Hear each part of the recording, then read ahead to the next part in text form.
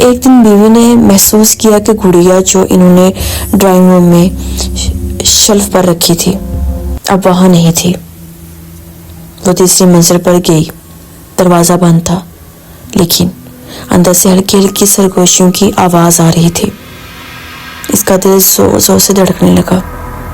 اس نے ہمت کر کے دروازہ کھولا۔ دروازے کے درمیان وہی گڑیا رکھی تھی، لیکن اب وہ سیدھی کھڑی تھی، جیسے کسی نے اسے ترتیب سے رکھا ہو۔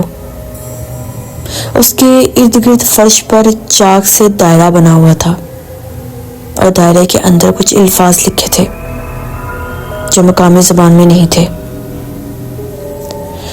بیوی گھبرا کر نیچے آئی۔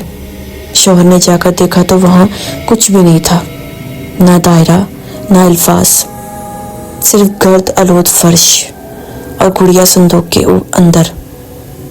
اب شوہر کو بھی شک ہونے لگا۔ انہوں نے مقامی لائبریری جا کر اس گھر کی تاریخ معلوم کرنے کی کوشش کی،